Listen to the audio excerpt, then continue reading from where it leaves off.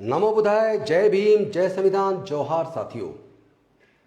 आप सबसे एक अपील है, आने वाले 21 अगस्त 2024 को बेहद शांतिपूर्वक तरीके से, संवैधानिक तरीके से अपने मौलिक अधिकारों का इस्तेमाल करते हुए हमें भारत बंद करना है। मैं तमाम बहुजनों से, तमाम न्याय पसंद लोगों से ये अपील करता हूँ कि इस भारत बंद में कृपया हमारा साथ दीजिए। आपको सबको पता होगा कि सर्वोच्च न्यायालय ने 1 अगस्त 2024 को एक निर्णय सुनाया और उसमें सरकारों को लगे हाथों SC ST आरक्षण के अंदर क्रीमी लेयर लागू करने की सलाह भी दे डाली। अनुसूचित जातियों को वर्गीकरण देने का उन्होंने एक आदेश भी दे दिया, लेकिन उस आदेश में जाति जनगणना, आर्थिक व शैक्षणिक सर्वे को कंपलसरी किया। मैं पूछना चाहता हूं कि ये जजमेंट जो तमाम दलित, पिछड़े, आदिवासियों की हकमारी करने वाला है, जहां एक तरफ केंद्र की सरकार लेटरल एंट्री के माध्यम से 90 के करीब पहले joint secretaries, directors, deputy directors लगा चुकी है, जिसमें SC ST OBC की हकमारी हुई है। और अभी 2 दिन पहले एक विज्ञापन आया जिसमें 45 जॉइंट सेक्रेटरीज, डायरेक्टर्स और डिप्टी डायरेक्टर्स डायरेक्ट भर्ती किए जा रहे हैं। और इन तमाम लेटरल एंट्री में कहीं भी सरकार ने SC ST OBC को आरक्षण देने से साफ साफ इनकार कर दिया। और ये मेरी शिकायत उन सरकारों से है, चाहे वो केंद्र की सरकार हो या राज्य सरकारें, जहां जहां पब्लिक फंड्स इन्वॉल्व होता है, जहां सरकारी पैसे से तनख्वाहें दी जाती हैं, चाहे वो वैकेंसी कॉन्ट्रैक्ट में निकले, चाहे वो किसी प्रकार की फेलोशिप हो, चाहे वो कहीं पे एडवाइजर या कंसल्टेंट रखे जाएं, आप जो भी क्वालिफिकेशन रखना चाहते थे रखिए। अनुसूचित जाति, जनजाति, पिछड़े वर्गों में भी उस तरह की क्वालिफिकेशन वाले क्वालिफाइड लोग अवेलेबल हैं। लेकिन अगर आप उसमें लिख देते हैं कि SC ST OBC का कोई रिजर्वेशन नहीं है, तो आप तो पहले ही उसमें उनके संवैधानिक अधिकार को, फंडामेंटल राइट को, right of equality, article 14, article 15(4), 16(4) का उल्लंघन कर रहे हैं। आप संविधान के खिलाफ हैं। वो सारी सरकारें, चाहे वो एडवाइजर नियुक्त करे, चाहे वो फेलोशिप निकाले, चाहे वो कंसल्टेंट नियुक्त करे, चाहे कोई कॉन्ट्रैक्ट पे वैकेंसी निकाले, अगर वो रिजर्वेशन उसमें लागू नहीं करती, चूंकि भारत सरकार का एक आदेश है, सुप्रीम कोर्ट की भी उसमें जजमेंट है कि अगर 45 दिन से ज़्यादा के लिए कोई भी भर्ती की जाती है, उसमें आपको रिजर्वेशन लागू करना पड़ेगा। अनुसूचित जाति, जनजाति, पिछड़े वर्ग का प्रतिनिधित्व उनको देना पड़ेगा। अगर नहीं देते हैं तो ये उनकी हकमारी है, ये खुलेआम संविधान का उल्लंघन है। तो एक तरफ लेटरल एंट्री के माध्यम से केंद्र की सरकार, यहाँ तक कि कई केंद्र राज्यों की सरकारें भी अनुसूचित जाति, जनजाति, पिछड़े वर्ग की हकमारी कर रही हैं, और दूसरी तरफ शिक्षा को इतना महंगा कर चुके हैं कि पैसे के अभाव में अनुसूचित जाति, जनजाति, पिछड़े वर्गों के साथ साथ जनरल कैटेगरी के भी जो गरीब लोग हैं या मध्यम वर्गीय लोग हैं, जो 15 लाख, 20 लाख, 25 लाख का प्रोफेशनल डिग्री कराने का खर्चा नहीं उठा सकते, उनके भी साथ अन्याय हो रहा है।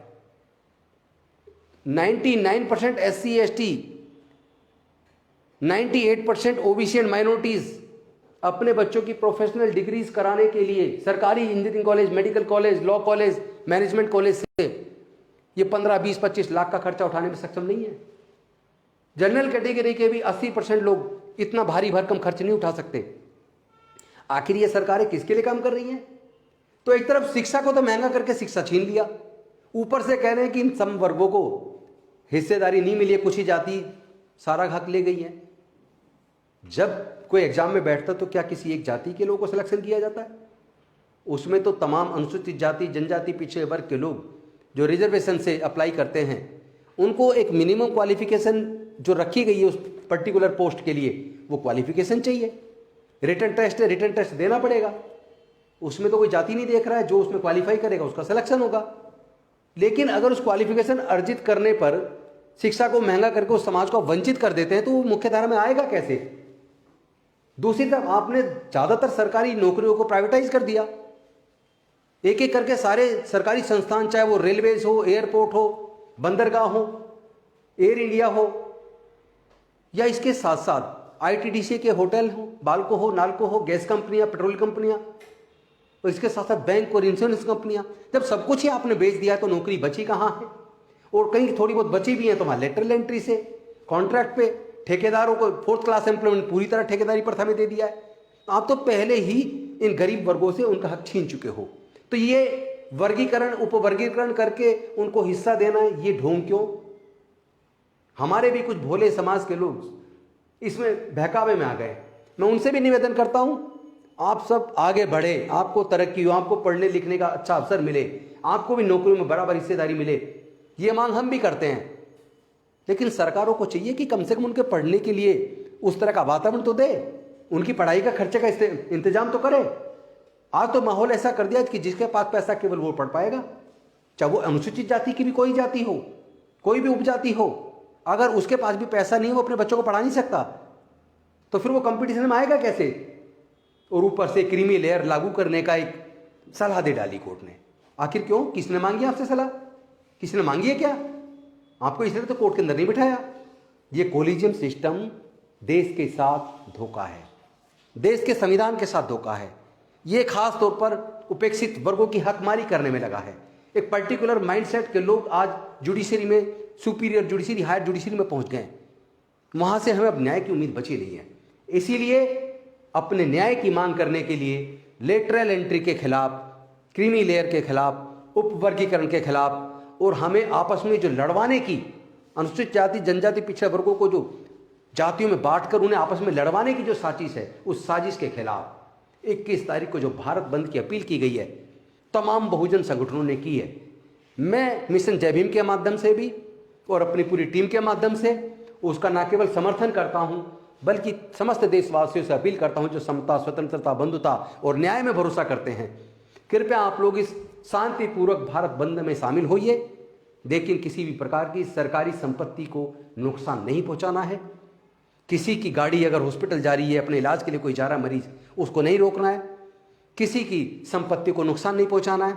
बेहद शांतिपूर्वक तरीके से बाबा साहेब के संविधान को हाथ में लेके, संवैधानिक तरीके से अपने फंडामेंटल राइट का इस्तेमाल करते हुए आपको भारत बंद को सफल बनाना है और इस बहुजन आंदोलन को तेज करना है, लेटरल एंट्री को रुकवाना है, संविधान को पूरी तरीके से भारत में लागू करवाना है और तमाम क्षेत्रों में प्रतिनिधित्व हमारे समाज के लोगों को मिले, उसकी लड़ाई को मजबूत करना है। और ये जो सरकारों की तानाशाही है, कहीं पे वो एडवाइजर रख रहे हैं, कहीं पे फेलोशिप निकाल रहे हैं, कहीं पे कॉन्ट्रैक्ट पे भर्ती कर रहे हैं, ठेकेदारी प्रथा लागू कर रहे हैं, इस तरीके से जो हमारी हकमारी हो रही है उसको रोकने की ये लड़ाई हम लोग मिल के लड़ेंगे, इकट्ठा होकर लड़ेंगे, आपस में प्यार फैलाएंगे, भाईचारा फैलाएंगे। आप सबको नमो बुद्धाय, जय भीम, जय संविधान, जय भारत, जोहार।